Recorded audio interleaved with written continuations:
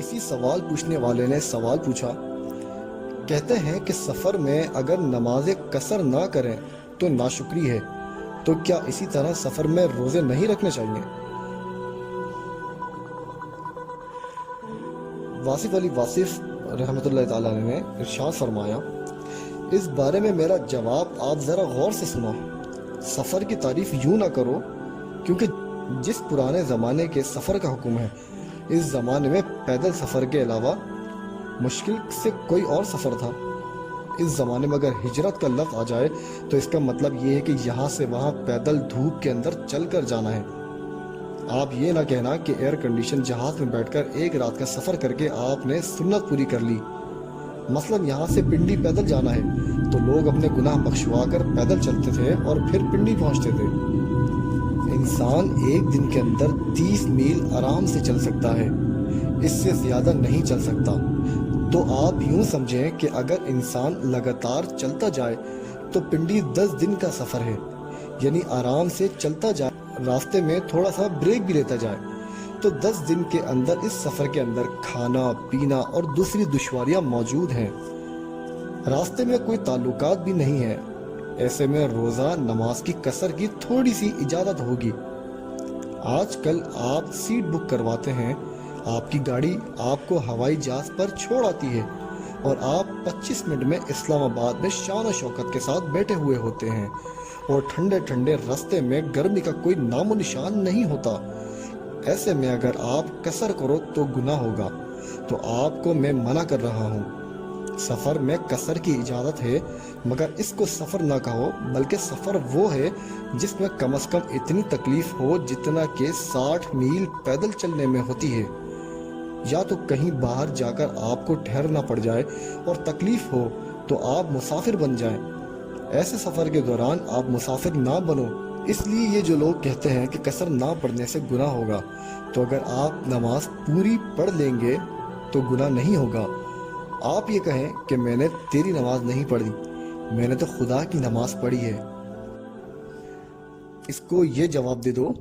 ایسا آدمی کہتا ہے کہ آپ کو معلوم ہونا چاہیے کہ ہم آپ کی نماز نہیں پڑھ رہے، بلکہ ہم اللہ کی نماز پڑھ رہے ہیں۔ ہم شریعت کی بھی نہیں پڑھ رہے ہیں، بلکہ ہم خدا کی نماز پڑھ رہے ہیں۔ اس لیے اے شخص میرے ساتھ مفتی نہ بن، کیونکہ یہ میرے اور میرے اللہ کے درمیان تعلق ہے۔ اس لیے جناب آپ درمیان سے ہٹ جاؤ، کوئی کیوں درمیان سے گزرے، اس لیے آپ کسی کو بتاؤ ہی نہ۔ ایسا آدمی کہتا ہے کہ میں ایسے کام کرتا ہی رہتا ہوں اور میری باقی زندگی بھی دوسروں کی زندگی سے تھوڑی مختلف ہی ہوگی۔ اللہ تعالیٰ کا منشا تو یہ تھا کہ دین کی وجہ سے تمہیں تکلیف نہ ہو، اور اگر آپ کو نماز پڑھنے میں راحت ہوتی ہے تو اللہ یہ نہیں چاہتا کہ اس راحت کو روک لیا جائے۔ اللہ نے آپ کو تکلیف سے بچایا ہے کہ اگر آپ بیمار ہیں تو اور دنوں میں روزہ رکھ لینا۔ اللہ اور کس طرح آپ سے یہ کہے کہ بات کیا ہے؟ وہ کہتا ہے کہ اگر بیماری ہے تو کسی غریب کو کھانا کھلا دو، کسی نیکسٹ ڈے میں روزہ رکھ لینا۔ اگر آپ کو بیماری نہیں ہے تو اس کا میرے پاس کوئی جواب نہیں ہے، تو پھر آپ کو روزے رکھنے ہی پڑیں گے۔ اب میں آپ کو اس کا راز بتاتا ہوں۔ اجتماعی عبادت کا اجتماعی فارمولہ ہے اور علیحدہ عبادت کا علیحدہ فارمولہ ہے، علیحدہ تعلق کا علیحدہ قانون ہے۔ اب آپ کا اگر اجتماعی تعلق ہے تو اجتماعی قانون ہوگا، اس لیے آپ اجتماعی فارمولہ بھی رکھو اور اللہ کے ساتھ علیحدہ قانون بھی رکھو۔ اللہ کو راضی کرنے کے لیے علیحدہ نسخے بھی آپ تجویز کیا کرو، اس سے علیحدہ ملاقاتیں بھی کیا کرو، علیحدہ عبادتیں بھی کیا کرو، بس پھر بات ٹھیک ہو جائے گی۔ اس لیے کچھ لوگ اگر کہیں کہ وہ چیز ٹھیک ہے تو آپ کہیں کہ ٹھیک ہے، آپ ٹھیک کہتے ہو لیکن میں نے کچھ اور سنا ہوا ہے، تو آپ چلتے رہیں جس طرح آپ چل رہے ہیں، اور قصر پڑھنے والی بات اگر آپ چاہتے ہیں تو پوری کر لیں۔ اسے کہو میں نے پوری پڑھی ہے، اللہ قصر کو منظور فرما لے اور آپ کی عادات کے طور پر نماز بھی قبول کر لے۔ اللہ ہم پر رحم کرنے میں قصر نہیں چھوڑتا، تو ہم کیا قصر کرتے رہیں؟ میں آپ کو یہ بات بتا رہا ہوں کہ شریعت کے نام پر اتنا قانون بنا دیا گیا ہے اور حکومت والوں نے حکومت کے طور پر اتنا کچھ بنا لیا ہے کہ کامن مین کو بات سمجھ نہیں آتی۔ تو آپ محبت کے قانون چلاؤ، کل کو کوئی اور اگر یہ کہہ دے کہ مزاروں پر جانا اچھی بات نہیں ہے، یہ کتابوں میں لکھا ہوا ہے کہ تم لوگ مرے ہوئے سے کیا سیکھ کرتے ہو، جبکہ وہ تو مر گئے اور تمہیں نفع نہیں پہنچا سکتے، کچھ نہیں کر سکتے، تو آپ ان سے کہیں کہ ہمیں تو وہ مرے ہوئے نہیں لگتے، ہمیں نفع بھی پہنچاتے ہیں، ہمارے ساتھ دوستی کرتے ہیں اور باتیں کرتے ہیں۔ پھر وہ کہے گا کہ ہمیں دیدار کراؤ، تو اسے کہو کہ ہم تجھے نہیں کرا سکتے، کیونکہ تمہارا اپنا طریقہ کار ہے، اس لیے آپ اپنی محبتوں پر کامن مین کی، عام انسانوں کی مہریں نہ لگواؤ۔